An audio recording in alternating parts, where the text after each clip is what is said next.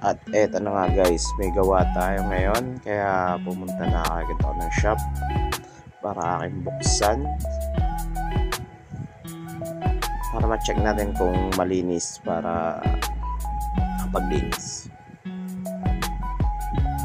At ayun na nga, tara pasok. Malinis. At ito ang ating design ngayon. Ayan na, naidikit na.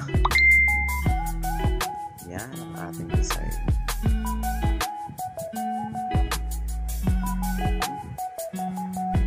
Tara, set up na tayo para masimulan na yan. At dito naman part na to, bali humingi ng break time si client kasi medyo masakit daw. Hindi ako sa break muna siya.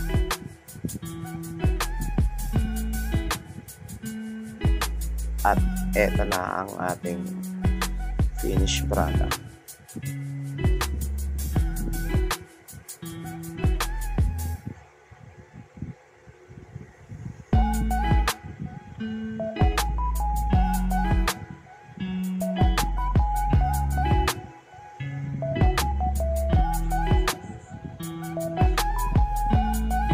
Ayan na, angas.